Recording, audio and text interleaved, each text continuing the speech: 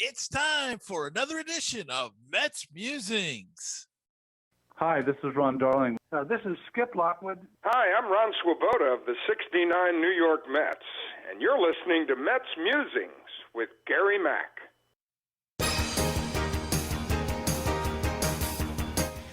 Now it's time for some New York Mets baseball talk.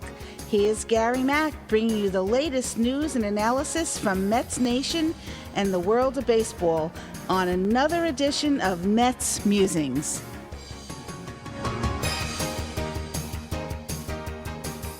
Another edition of Mets Musings. Hope y'all had a great week out there. You know what?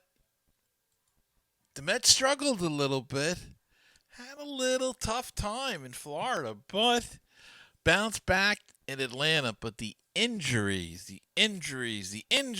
keep mounting, and mounting.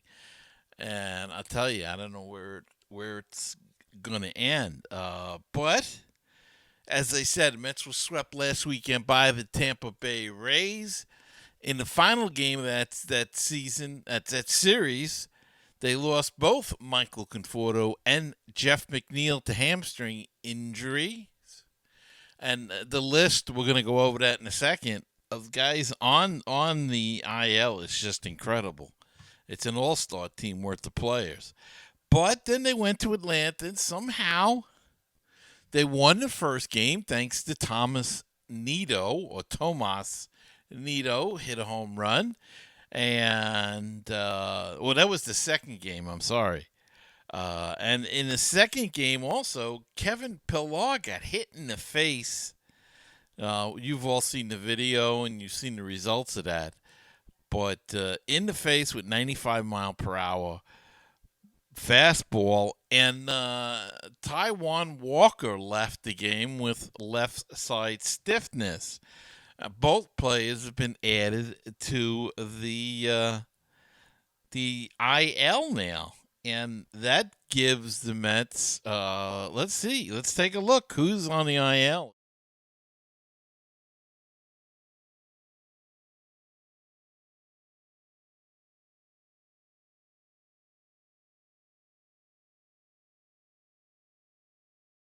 On the IL this year. Crazy. What a crazy season this is. And yet they're keeping their head above water, 2-4 on this road trip.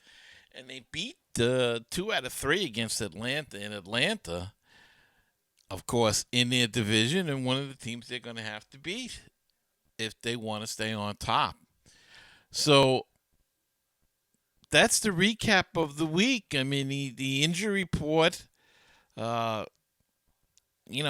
Pillar, he'll be out a while. He suffered multiple nasal fractures from getting hit with that fastball in the face.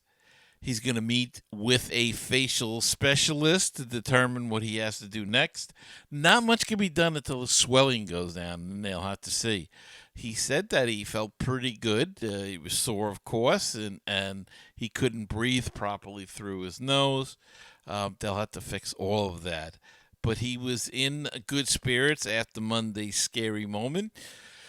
The pitcher, Webb, that hit him, who was really quite shaken about the whole thing, him and Pillar met, and Pillar actually had to comfort the pitcher in a way. That's how shaken up he was. So, but theoretically, everybody's fine.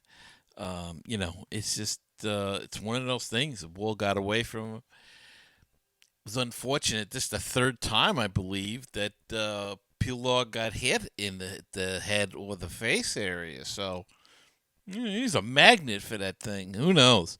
Taijuan Walker placed on the 10-day IL with left side stiffness and tightness. There is some good injury news for some very important players. J.D. Davis will begin a rehab. He began a rehab assignment with Syracuse. Seth Lugo began a rehab assignment on Tuesday with Low A St. Lucie. And Noah Syndergaard, recovering back from that Tommy John surgery, had a rehab assignment last night on Wednesday for St. Lucie. And he pitched pretty well. 5 strikeouts, I think 4 innings, 44 pitches. He's going to be on a strict pitch count. Let's watch him. Let's not rush these guys back.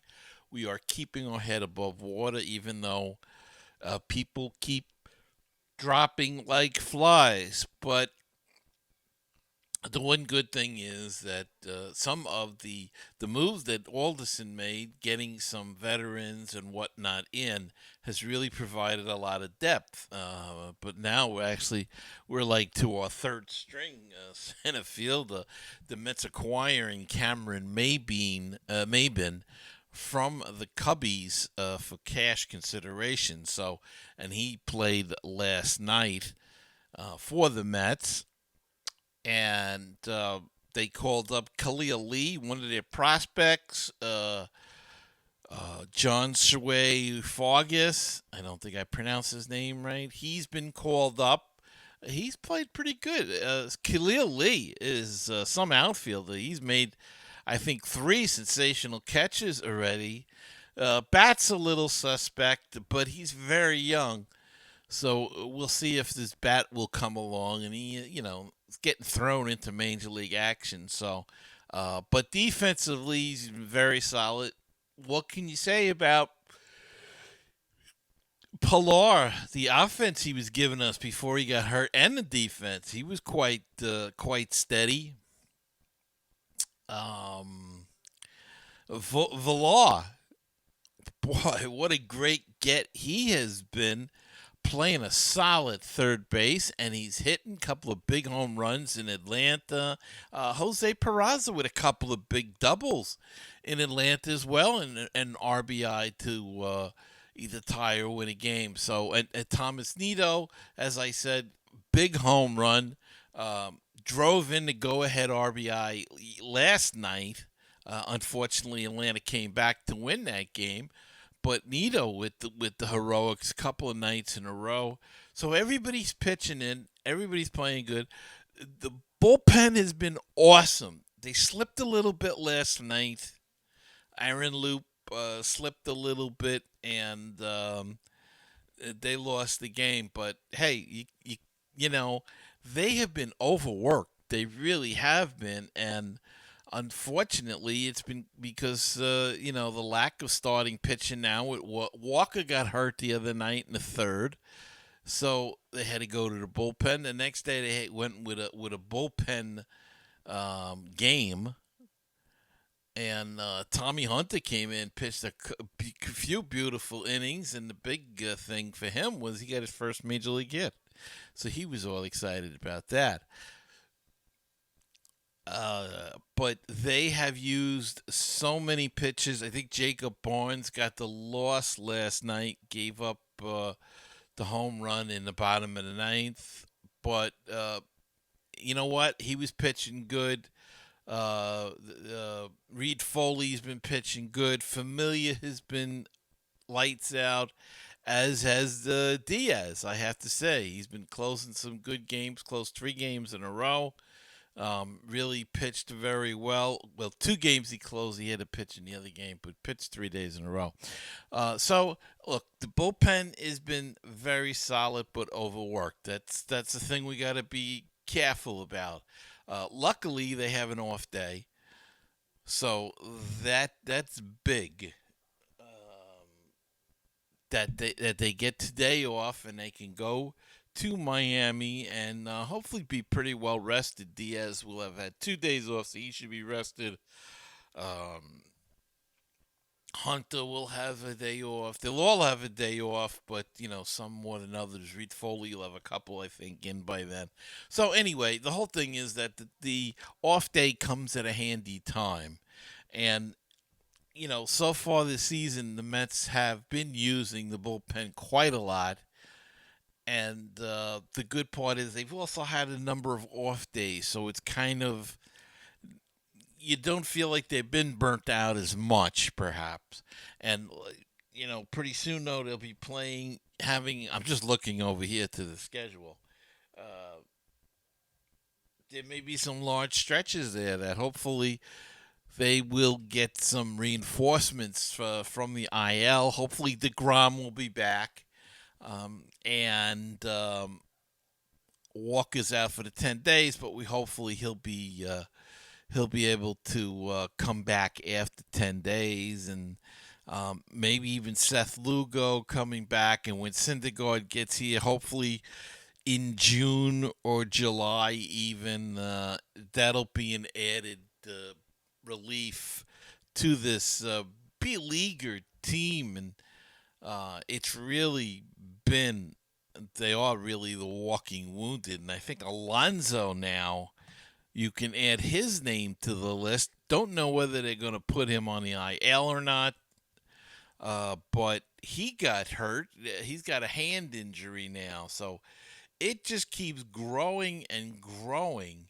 And it's really, we used to have fun, and we used to blame the training and things like that for the injuries years ago. This is the worst. This is even worse than years ago when the Mets had a lot of injuries. But this is worse. This is the worst I have ever seen it. But it's all injuries. You know what I mean? It's not. There's a couple of hamstrings in there, but there's a couple of hit by pitches.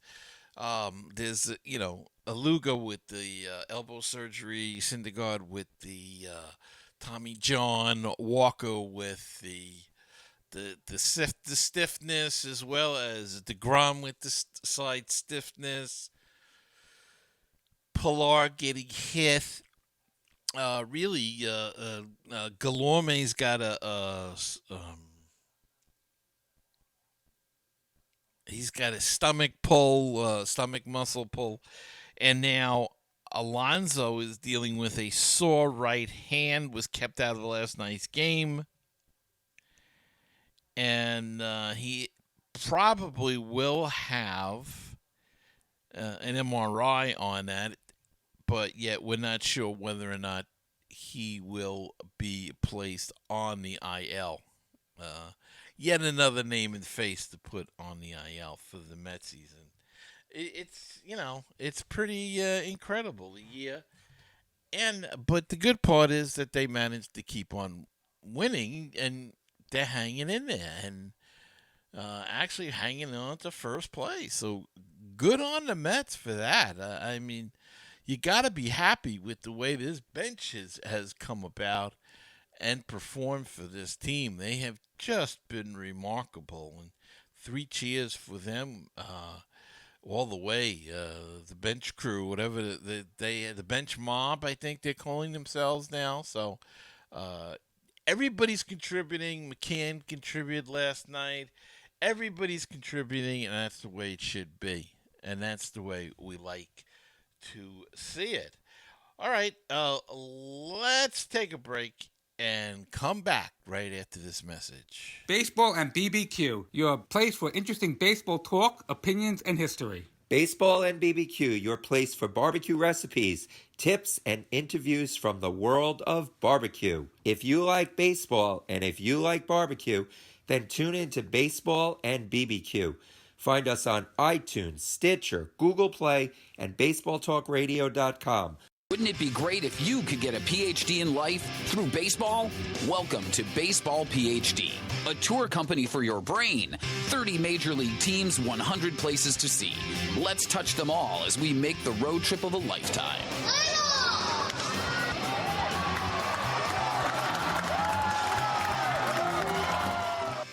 Follow me on Facebook at facebook.com/MetsMusings, on Twitter at MetsMusingsGM, the Instagram is MetsMusings, and on YouTube at MetsMusings Mack. Wish to be a part of the show? Give us a call at 516-619-6341. All right, we're back, and the Mets have canceled the Tom Seaver statue unveiling and pushed it back until opening day in 2022. The team had hoped to debut the statue for Seaver during the 2021 season, but they've decided to do this to unveil this one-of-a-kind tribute. But they wanted to make sure it was right, the right time. They wanted to make sure that people were there. People could be there. With the whole COVID thing, it really put a a monkey wrench in the works, and it kind of pushed it back. The artist asked for a little bit more time. So he gets it exactly right. And the Mets talked to the Seaver family, and they made the decision to unveil the statue on opening day 2022. I like this. I think it's a good idea on so many levels. One thing is we are still dealing with COVID, and they just relaxed some of the rules starting today or yesterday, but we're not there yet. And they want everything to be as perfect as possible for the Seaver family. So Jackson doesn't like it, but I like it. I think it's a good idea that they wait until opening day. It'll make it very special, and hopefully they can have a full house. People will be allowed in, and everything will be perfect for the day. So. They're pushing it back to 2022, and that's not necessarily a bad thing as far as I'm concerned. And now it's time to go.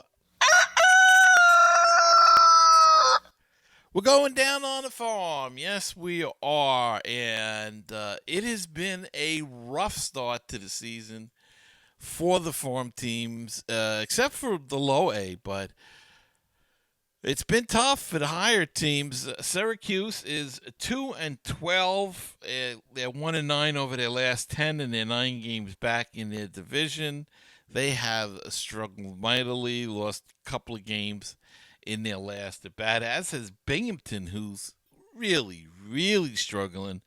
They're 1-12. They're 1-9 in their last 10, and they're 7.5 games back in their division in Double-A baseball.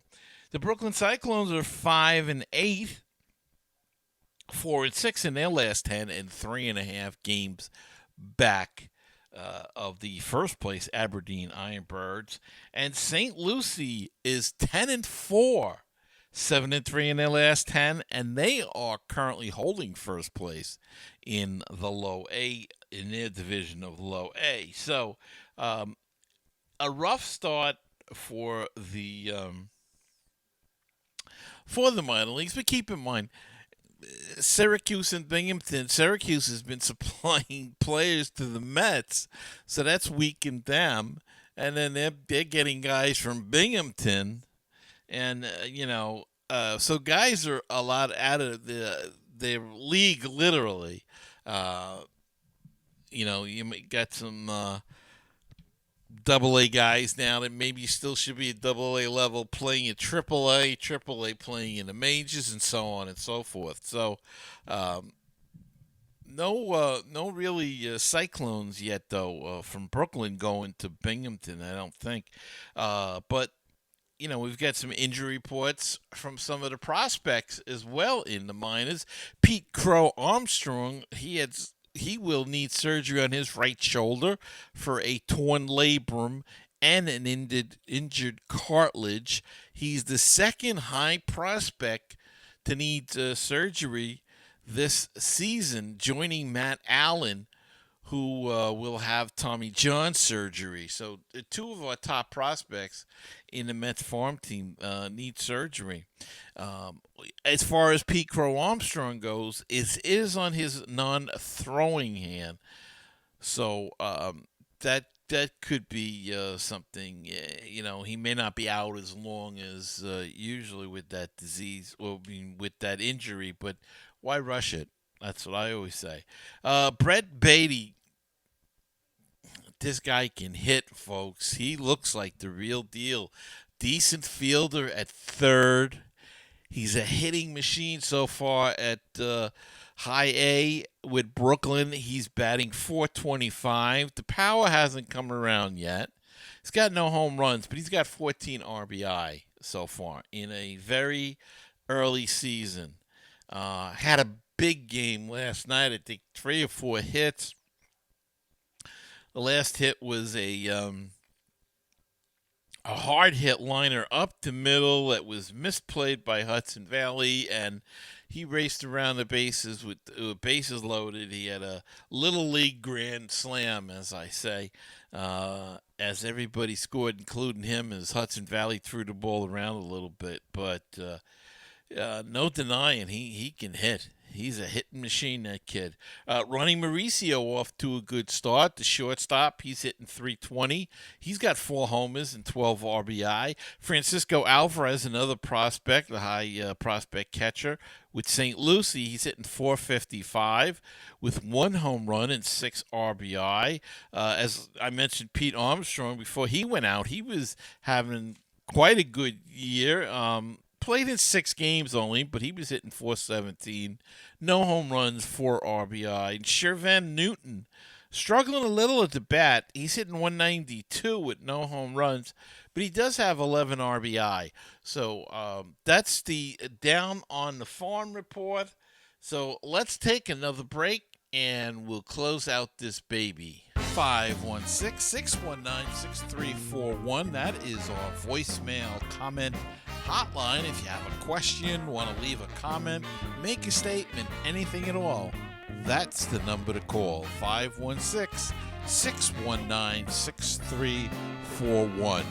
Or go to our website, MetsMusings.com, and click on the widget in the middle of the screen. That's a speak pipe. And you click the record button, and you can record right through your computer's microphone. Or you can send us an email at metsmusings@gmail.com. And if you'd like to follow me on social media, it's Facebook is facebook.com/MetsMusings.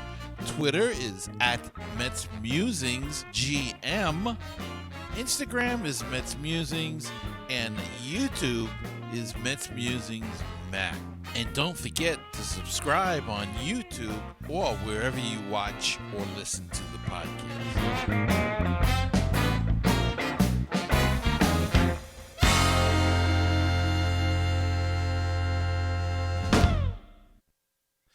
Okay, and we're back, and I think that's going to wrap it up for this week's show. Now, as I said, the Mets will have 3 in Miami against the Marlins, and then they come home, and now they're getting into a streak with not many off days. So we hope that bullpen gets arrested. We can get some help back from the IL.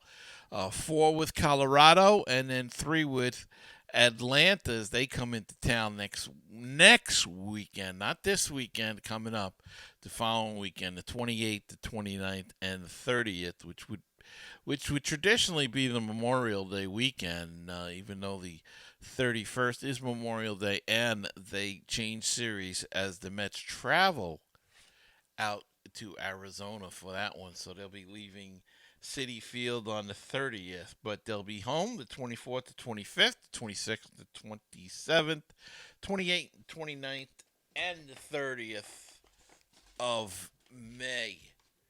So go out to the ballpark, check out a game. They're changing the thing. You don't have to prove you're vaccinated or anything like that, and still got to wear a mask. So keep that in mind. Be safe and all. Get vaccinated. It's the safe thing to do. And I want to thank you all for listening and watching. Those who watch on YouTube. Don't forget to subscribe on Apple Podcasts, Google Play, Castbox, YouTube, wherever you watch or listen to the podcast. Hit that subscribe button. It helps us grow the community. And, as I mentioned, Pete Armstrong, before he went out, he was having quite a good year. Played in 6 games only, but he was hitting .455. expand to new listeners. So please, very important that you hit that. And if you'd like to support the show and help out the show, please go to my Patreon page at patreon.com/MetsMusings, or go to my podcast, the audio hosting page, anchor.fm/MetsMusings, and there's all kinds of ways to donate to the show, and we really could use a little bit of help. We're looking to expand possibly into some live shows, but folks, it costs money, and that's where we need your help. So if you're a supporter of the show, you love the show and want to help us out, we'd love to recognize you on air by announcing your name. So I'm just going to say that, and if you can, great. If not, as long as you listen, I'm happy. So until next time, remember to keep the faith, stay optimistic, and let's go Mets. And I'll see you next time on the next edition of Mets Musings.